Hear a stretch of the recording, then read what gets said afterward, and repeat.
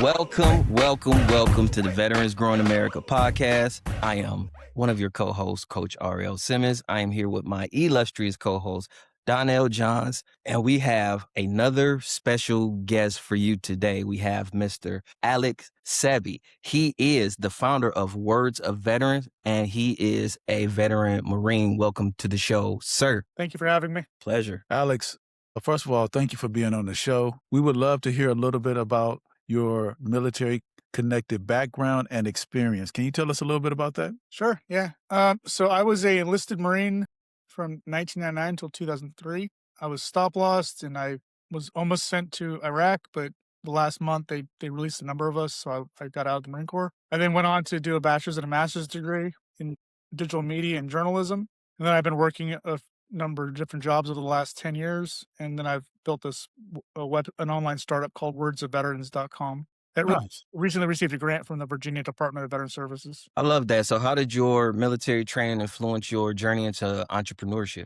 So I mean, one of the most interesting things about my military experience was that I was a combat illustrator for the Marine Corps. It doesn't exist anymore, but at the time it was one of the smallest MOSs, or military occupation specialties. And I always, some people don't talk about how they didn't know what they wanted to do, but I always wanted to be an artist or work in media. So I at least I had that going for me, that I always had a really good idea of what I wanted to do with my career. Yeah, so I mean, I got out of the Marines and I actually wanted to be an animator for Pixar. That was my Disney. And I actually took classes on that. I actually had some other people I went to school with, one that worked on Harry Potter, another one worked on Ice Age. So I mean, I got to a pretty far place, but some things happened and I didn't quite go that route, but I knew that I could, find other work because of my military experience. But in the background, rather than getting one of these positions for Disney or for another creative place, I was actually trying to make my own creative business. So I actually worked for a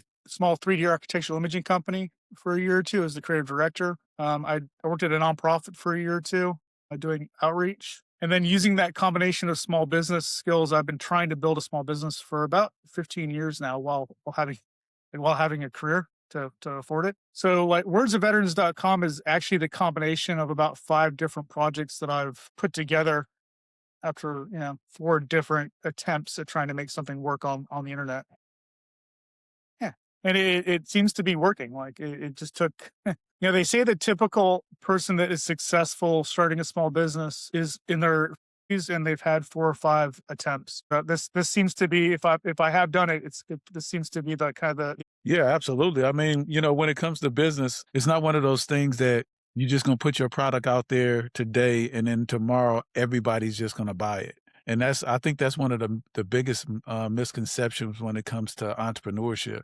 It takes time for people to, get in the know, like, and trust of your business. So let's switch gears a little bit and let's talk about what inspired you to start your own business. I mean, did you wake up in the morning one morning was like, I'm going to be the next, input the name and start a business? Or was there a person that inspired you, like a grandparent or something like that? What inspired you? Yeah. So when I was at university, a lot of the people graduating, they were like, I need to get a job, right? I want a job. And I was like, I had a job in the military and that wasn't so great. I don't know if I want to do that job thing, but obviously I had to work. So I kept doing jobs that I was hoping to obtain to get me to an independent employed situation. I actually met a really influential person that started a Fortune 500 company. And he actually was a mentor of mine when I ran the 3D architectural imaging company. Initially, I was just a outreach and assistant, but the guy that had started the business actually passed away within the first 6 months of me being there. So I was put in a position basically to take over the entire business for his family while they were mourning the loss of him and basically taking care of other things. About a year and a half into it, they actually sold the business to someone and they offered for me to purchase it, but I was trying to start my own business. There's a difference between running a business and starting a business. So I've actually ran a couple businesses, but the ability to start one is I think a very different skill set. And the other thing is well, in addition to everything else, I actually worked as a demolition tradesman for about a year and a half, driving a a 1-ton truck. You got a resume, don't you? I thought that would be good too, but after a year of that, I was like, man, this isn't that great. So Yeah, I've just like see, I frankly the only kind of business that I decided that I wanted to start was an online business because it would let me work from anywhere. That's my main motivation of trying to do that is that the ability to work from anywhere and to not need to be at a set location like on a weekly basis. I guess that's always been what I've been trying to achieve with this. Yeah, so that's my motivation is, I've kind of met people along the way. I've done a lot of things, but like the underlying goal is to be able to make an income without having to physically be at the same place all the time. I love that. I love that. Yes, it's more about like the freedom than like the money for me. Like Yeah, that's one of those things where you have to find your own peace, whether that is the money or have the money create the peace. But it sounds like just having that level of freedom inside of your business is the piece that you chose. yeah, like I think you got to if you're gonna do this, hopefully you're doing something you really enjoy. Like if you're not, then you might just want to have a job. Exactly. So let me ask you this though. I really want to talk about words of veterans. Let's get into your business. Tell folks what it is, and then give its unique business proposition. Sure.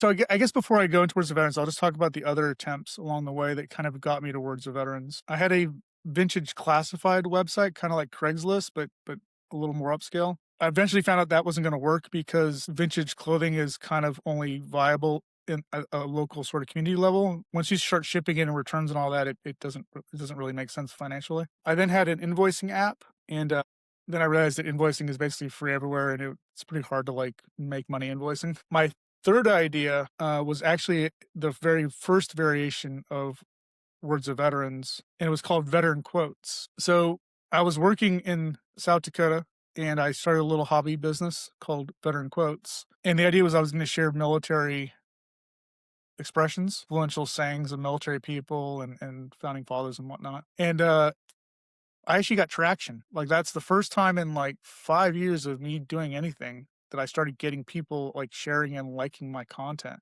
I was like, wow, that's actually a big step. If you can get traction, you're doing something, good. And it was actually like kind of like a takeoff of the invoicing website. So I converted the invoicing website into that to save money. And because I had built that website from scratch, though it had some problems with it that I hadn't had with the classified site that I had bought a template of. And it was a different content management systems, but it still was getting the traction. And then the problem with it was I couldn't figure out how to monetize it. Like, so it didn't have a meaningful product. So I was trying to figure that part out. So I had the traction, I had a site that was okay, but I didn't have like a way to offset the advertising costs. And you need that. If you can't offset the advertising cost, then you don't have a viable solution. I then took another position and then went through a really difficult family tragedy. And I basically stopped. I basically threw everything out for about 2 years because I had relocated to another state. So you have to redo all the legal paperwork. You got to get all the contracts written for your state. You got to find an attorney. So I did all that about, 3 years ago. And as I was registering the website, I was going to register it as Veteran Quotes again. And the business lady that was talking to me, she's like, "What do you do? Do you like do estimates for veterans?" I'm like, "No, like that. No, I do like written in expressions, right?" But because she was coming from it from a financial context, it made me think. I was like, that isn't such an identifiable name. So how can I find an identifiable name that people aren't going to like misunderstand? Which was then Words of Veterans. So it took me about a month to figure that name and make sure all the handles were available, get the .com, and it was all available. Which that's in itself is really unique. Like the ability to find like a good handle and a name that tells you what you're doing that's not already taken or somebody's not trying to sell it for $1,000 or more is very rare actually. So I registered the domain and then I took the other experiences of me trying to build things on the internet and I took all the parts that I knew that worked. And somehow, the last 3 years of me working on this it works perfectly. Like it has everything about it works, which I've never been able to do that before. Like the other, 3 or 4 attempts, there's always some challenge with it that made it like not work. And that's actually really easy to do. Like something along the way happens and it has the ability just to kill the entire idea of what you were working on. That happens. And like you have to be knowing enough to know if that's going to happen so that you can like cut off your losses and then fail forward. with that. Like that's a really important part of this, I believe. The ability to fail forward when you know that you're cooked. That's a super like that might be the most important lesson of entrepreneurialism. What do you think, Darnell? Hold on, I need you to repeat that one more time. That was pretty profound. It's funny. Yeah.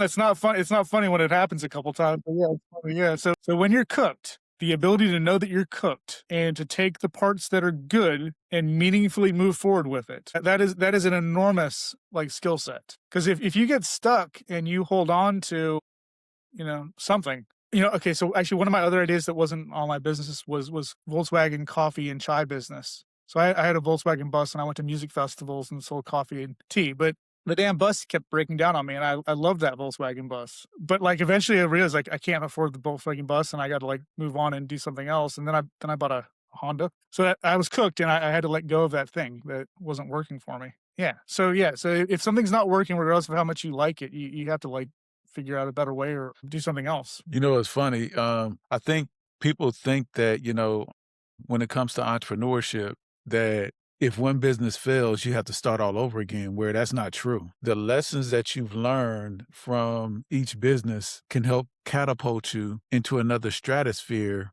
as long as you're learning, because business is all about learning and growing and moving forward. And so let's talk a little bit about transition, right? Because that's what you had to do from the military to entrepreneurship. And then from entrepreneurship, one business after the other until you found the one, words of veterans. I don't know why I said words of friends, but words of veterans. Let's talk about That's probably wouldn't get that transitioning. either. Yeah, let's talk about transitioning into the business world and how that went for you. Yeah. So like, I mean, I got out of the military when I was 21. I joined at 17. I also had, the GI Bill and the college fund. So I did a lot of my initial entrepreneurial stuff that didn't work out when I was getting my degree. And I'm not, a Zuckerberg or a Larry Page or, whomever that Bill Gates, not one of these. My degree has, at least at this point, been absolutely the most valuable thing that I've obtained. So I can't recommend that you like don't get your degree and then go try to start a business. That didn't work out for me. It might work out for you, but didn't work out for me at all. So like, but my take on it is when you're in your 20s, like try it, just try it.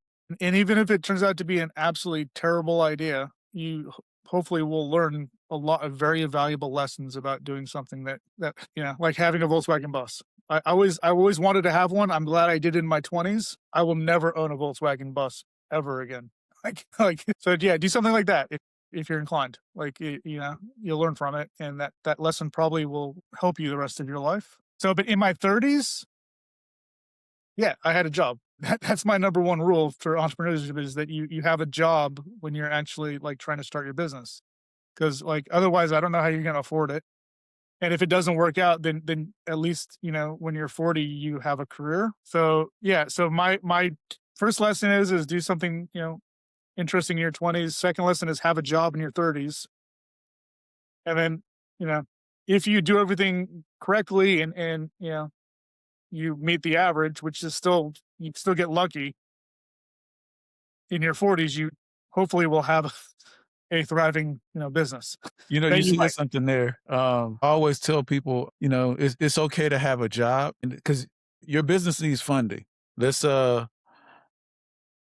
just be clear with that. Every business needs funding. However, you could either borrow the funding or you can work for the funding and have your business or your job be your business partner, and that will help you fund your business.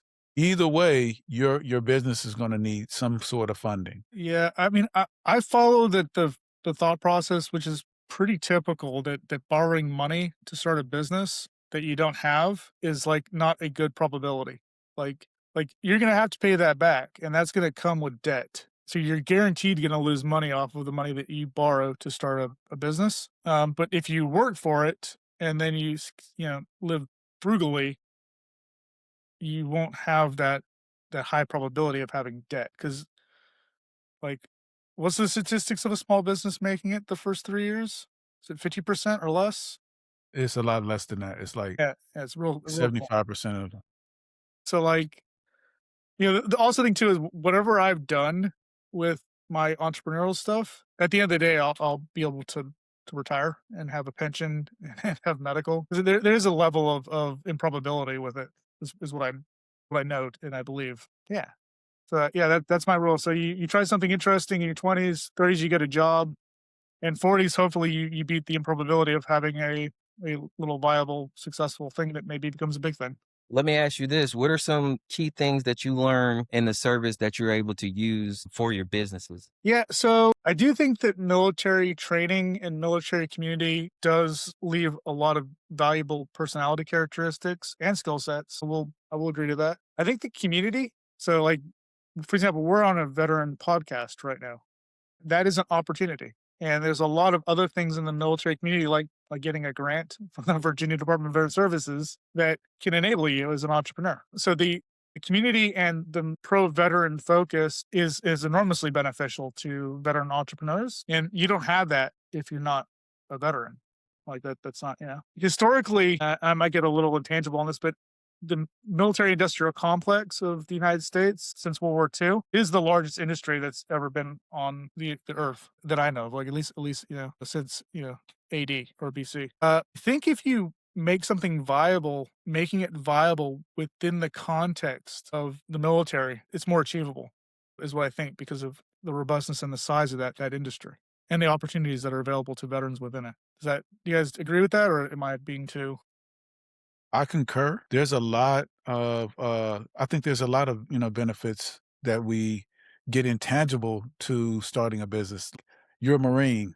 There's a level of stick-to-itiveness that you learned while you were in the military. There's a certain level of grit that you need to have. And not everybody has that level of grit to stay with the process and the system of entrepreneurship. I was on a podcast earlier today and I asked this entrepreneur who is doing very well, and she's a veteran entrepreneur. And I said, if you had to give a veteran advice on starting a business, or anyone advice on starting a business, what would that be? And the number one answer was stay consistent. It's consistency. And that consistency in reps, getting out there and putting yourself out there, will create opportunities for yourself. And that's one of the things that we learned in the military, was be consistent at everything that we do. There's a SOP that we have to abide by. There's every morning formation and getting up and working out. And there was a process for everything. And business is all about consistent processes over and over and over again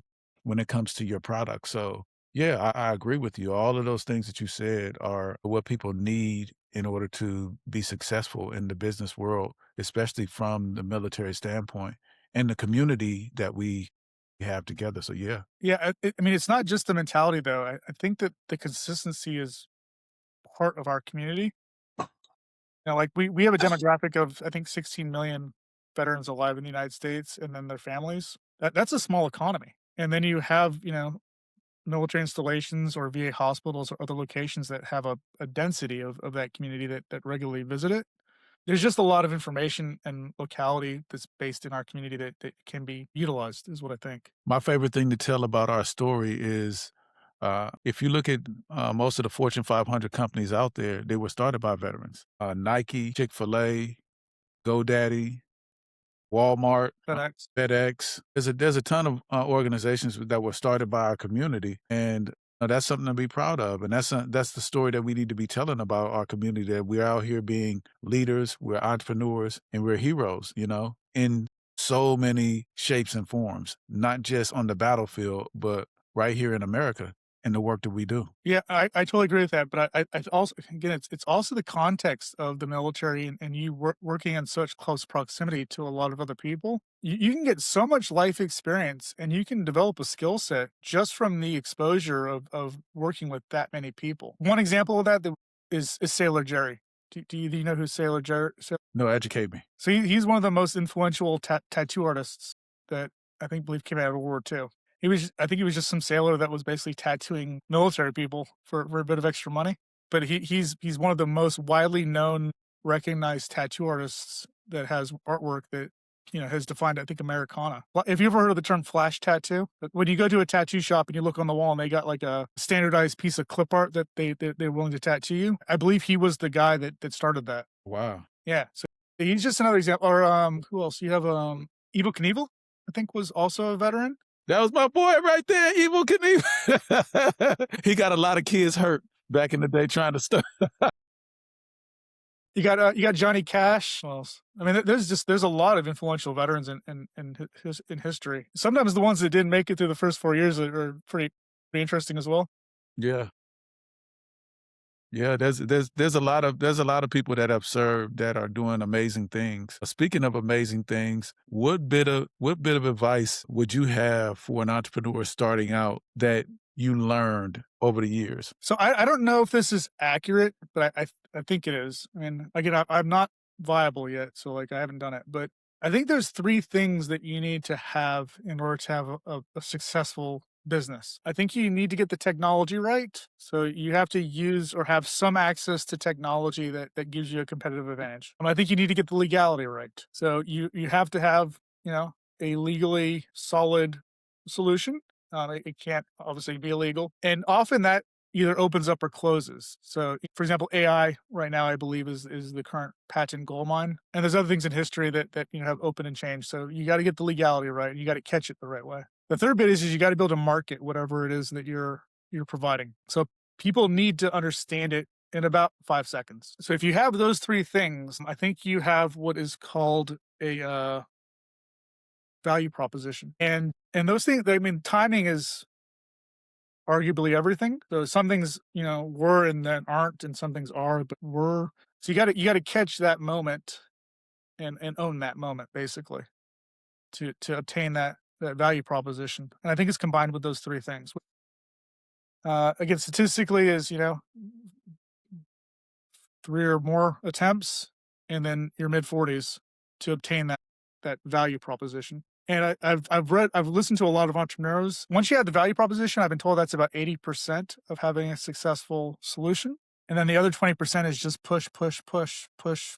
Like you just got to keep moving forward until it's accepted or it's like brought into the mainstream context. And I think that's the best bit of advice that I've listened to on different entrepreneurial stations is that 80-20 rule of value proposition, and then the rest is just effort. And nobody can tell you what that is for you. Like you can't because it's about your life experience and your skill set and who you've met along the way, and that's different for everybody. So if somebody has like one size fits all solution, you might want to be hesitant to do that, is what I think. And so my final question is, so tell our audience about your experience of being a member of VGA. Yeah, no, so VGA has been phenomenal. I've been there for about 4 months now. Both myself and Mr. Donnell, we both have a grant from the Virginia Department of Veteran Services. So you mentioned consistency. The number one thing that I appreciate about VGA is consistency. I know that I can go there any weekend. I know that I can set up a table. I know that I can hand out vouchers in a secure and safe and place with, decent foot traffic. I don't know of any other place that I can do that as a veteran entrepreneur. I've tried to do it at the nonprofits, and it's just not really the right context for that. I could do it around the military base or other military events, but that might not go so well for me. I think actually it's illegal on military bases. Yeah. So like in terms of trying to get some feedback about whatever it is that you're doing, VGA is the only place I know that you can do that and not, potentially get in trouble while doing it. And getting feedback is critically important. There's a number of veteran or entrepreneurs that have talked about that, but like if you're not ashamed of your first offer, you probably haven't released it soon enough. And another one is that nobody ever survives the first contact with the market. So like the big thing that I learned from VGA over the past 4 months, after getting about 100 people using the website, which also was me handing out vouchers and flyers and a bunch of other things as well. But VGA was part of this community. Initially, Words of Veterans initially was a writing platform. So for me, it was a place to write. And then if you wanted to, you could then go to the Library of Congress and have your story published on the federal website. So I was trying to be like a bridge. And then a number of people said is we look at your site and we expect to make a book. So the whole book creation process actually was an afterthought. And that's an example of one of the books. So now when people go to my website, they're like, why aren't we making a book? What's this like writing platform stuff? And so what I did was I actually took apart the website and put the make your book section on the very top of the website now, which is what people are expecting to do. It's my brother's book, and that was a really important bit of feedback that I got from the first 100 people that had looked at what I was doing. Another really funny bit of feedback that I got, and this is one of the funniest things I've ever heard. So initially, I'm not a publisher. All I do is allow people to answer questions and then to print a book, right? So the functionality was called print your book. It's an example of my dad's book. The feedback I got was that we don't want to push the print button because we're afraid we're going to print a book. Like the print button on your printer. And people were afraid to click the button because they hadn't made a book yet, and like we don't want to let's like print a book, right? So, but the feedback I was getting is people didn't want to do it. So what I did was I changed it from print your book to make your book. And now people are okay with doing that because they want to make a book, but not print a book, and they don't want to use the writing platform because they don't really want to write. I thought you had to write before you made a book. Does that? Yeah. Anyways, this is the kind of stuff that you run into when you're trying to like release something, that's your innovation or your idea. It just takes one word, or a different idea of how to go about doing something that you may have never even thought about, and then you got to like spend like a month or two like changing it again. VGA is allowed me to do that, and there was no other place I could find that would do that, and it's conveniently located to me. No, it's been amazing watching your journey and watching you grow throughout this time frame and the transition that you've done with your website. The book has always been the same, but the way that you put it out has changed over a period of time and a period of feedback. And thank you for being a part of trusting the process with the work that we do. So we appreciate having you. Yeah, it's like I highly recommend it. It's a great community. Mr. Rowell's a big leader of our community, a retired command sergeant major, and his son's a reservist now. Yes. Can't hold them against him. Yeah, no, it's a good spot. Yeah, it's been exceptionally beneficial and helpful to be part of that community. Hey, Alex, I definitely want to thank you for your time and sharing your experience. But before we get out of here, I wanted to open up the floor to you so you can give some final words to the viewers and listeners. Keep in mind, these viewers and listeners may be current business owners, future business owners, but they all have that one thing in common, that they appreciate veteran and our experience. So I'd like to open up the floor to you. Yeah. So again, I haven't made it. I've only lost money as an entrepreneur, but it's an intelligent way to spend your money and to lose your money, at least if you're doing it, I think, correctly. So I've learned, an immense amount of things, and I've made an enormous amount of connections by following this path. So even if I don't become a successful entrepreneur, meaning financially, I've still greatly benefited from everything that I've tried to do along the way. And that's had to do with learning how to fail forward. Another term also that I believe in is acceptable loss. You only invest what you can lose. And once you get to a place where you can't do that anymore, you just stop. So these skill sets of restraint and perseverance and being a lifelong learner is what I believe it's really all about. Yeah. So like that's how I've gone about it. And it's incremental improvements, and then realizing that, little things eventually can make a really, really, really big difference. Yeah. So that's what I would recommend. Also, if you are a veteran, in Virginia, and you would like to make a very nice hardcover book of your military service completely for free. I've not only built the website, I've got this all going together. I also got a grant. This is a gift to the veteran community of Virginia. You have the opportunity to make one of these and give them to your children or your loved ones and what have you, and it won't cost you anything. So I hope you do that. How do they do that? Yeah, so to do that, you go on the wordsofveterans.com website, you sign up, verify your email, and then you answer 50 questions. I've had somebody do it in 3 days. It's literally 1,000 words. It's like a sentence or a paragraph per question with a photo. I'll show you one example. Writing a book can be intimidating. I wouldn't consider this comparable to writing a book. It's literally like a sentence or a paragraph, a meaningful photo. That was 29 Palms, which is where I was born, which is meaningful for me. And then you can add a photo caption. And that's really all it has to be. Like, and that's why you can literally do it in 3 days. I mean, you can do more if you choose to. I'm not going to say you can't, but like, don't think that I can't write a book. Like you can do this, and it really won't take you that long. And then you'll have something to show to your friends and family the rest of your life. Hey, before we get out of here, I want you to give us your socials, your websites. How can people get a hold of you? Yeah, sure. So just if you go to wordsofveterans.com, you'll see that you can email me or you can call me. All the social links are there. I'm on LinkedIn. You could go to Veterans Growing America and ask Darnell for my contact details. If you Google my name, like you'll see that I've got like at least 10 or more pages of content, probably more like 20. You know, I've been doing this a long time. So like if you just look for my name, Alex Sebby, I guarantee you will find me. And Donnell, how do people get a hold of VGA? Before I start talking about VGA, let's talk a little bit about Coach RL and what you bring to the fight. Definitely. So if anybody is thinking about, hey, I'm having this financial problem, and the problem doesn't necessarily have to be debt or credit, just you're having a really hard time with understanding some financial concepts wherever you are in your life, our goal is to simplify finances. So if you have that question, I'll be glad to help and answer and guide you through any financial situation that you have. Just go to yourmoneygoat.com and I will help you change your mind, change your money, and change your life. Donnell, back to you, my friend. What was that website again? Yourmoneygoat, GOAT.com, yourmoneygoat.com. Greatest of all times. The Goat. greatest.